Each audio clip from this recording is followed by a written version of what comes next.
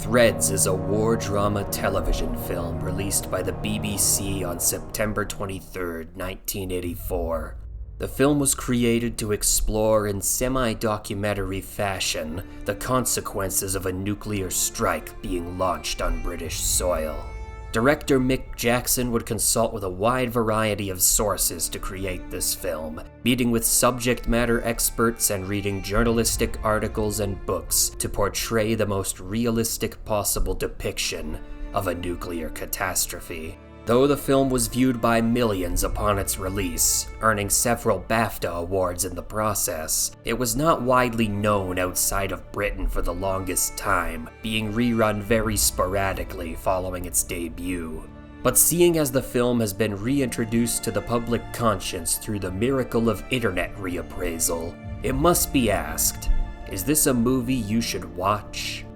One of the aspects of this movie that will immediately stand out is its use of imagery.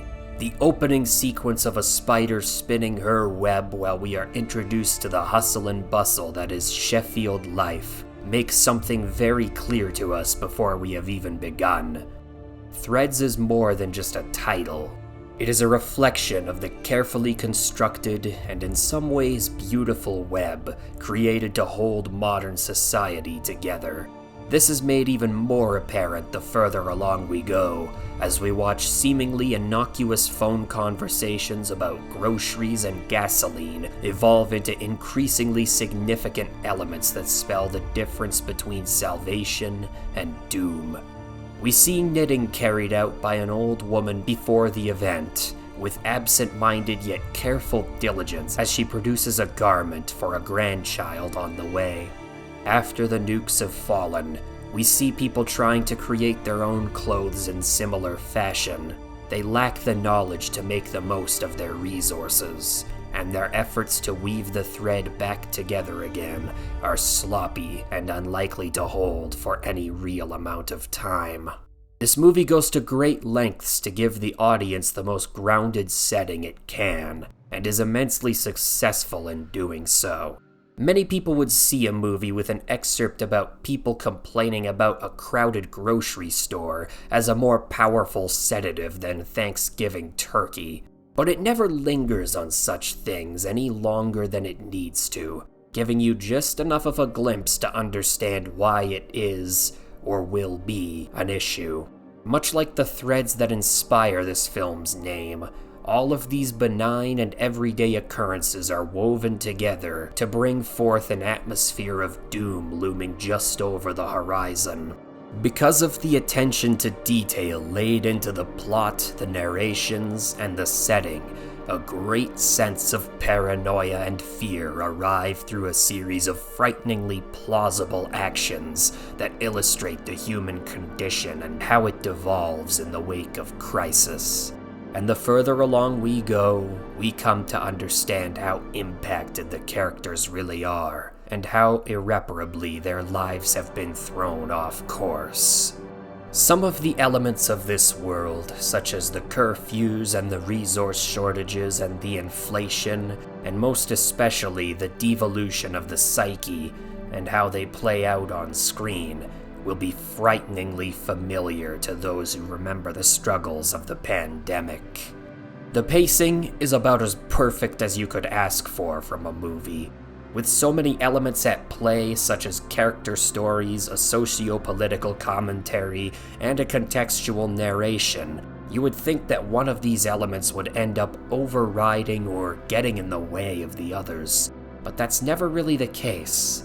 They all work together harmoniously, squeezing every drop of emotion out of every minute detail until the tension becomes unbearable. Every passing minute until 0 hour pulls the tension like a rubber band, tighter and tighter until the threat of it breaking seems unavoidable. And when the band finally snaps,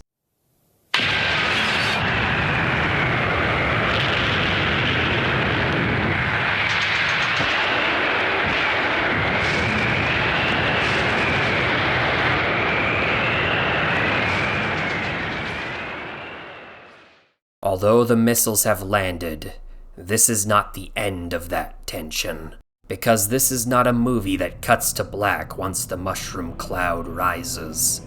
In the same painstaking detail that set the stage, we are forced to look upon the blow that has been dealt, and all we can do is hope that those on screen will one day emerge triumphant. But hours turn to days, then to weeks, then months, and then years. While the tension eventually dies away, the band is broken, with no way to repair it. The fear becomes gloom, and the gloom becomes dread, as we see that even after 13 years of hard work and toil, the Britain we see now is all but doomed. A fact that the final moments of this movie go to painful lengths to remind us of. The set pieces and practical effects used to show the destruction of the city and its victims are truly breathtaking, in that sense that you will feel the wind get knocked out of your lungs as you're forced to observe them. The minor aspects of this, such as the costumes, the clutter upon sets, and the settings crowded with cold and hungry extras, help to remind you of the gloom and doom of this setting, just as you think you'll be getting a break from the raging fires, the twisted shells of buildings, and the disfigured corpses left to litter the streets for years to come. The evolution of the dialogue helps to tie everything together.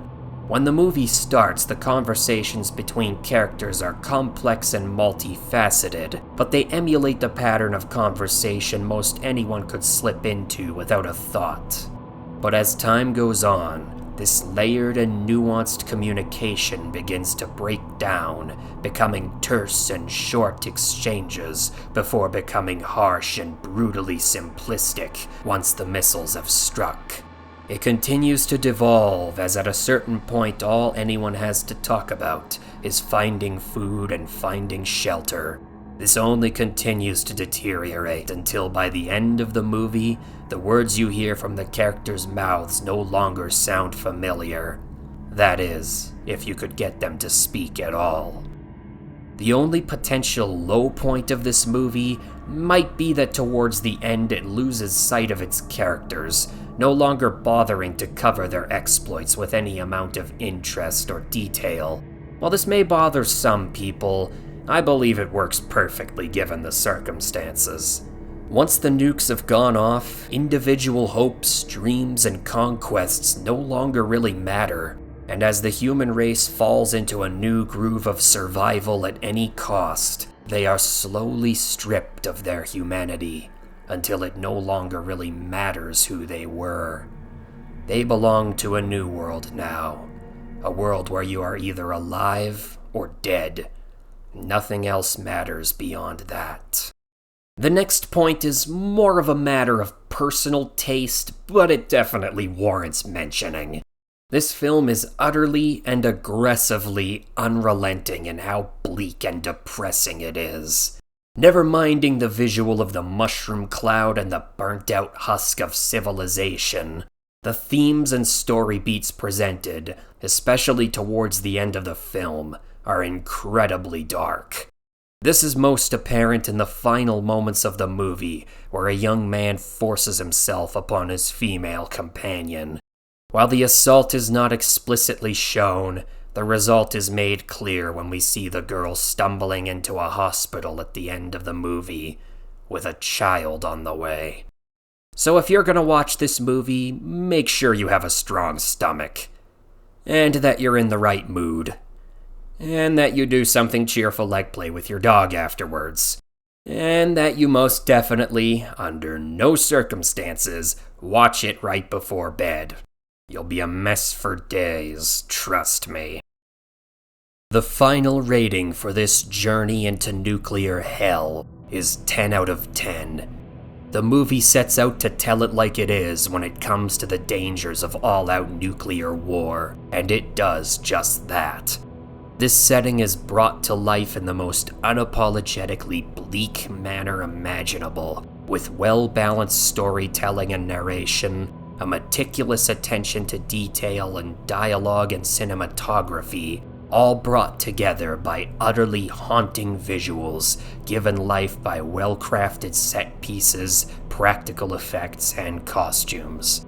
As a message against the nuclear age and the horrors they are liable to bring, this is a cinematic masterpiece that will be sure to live on in your nightmares for years to come.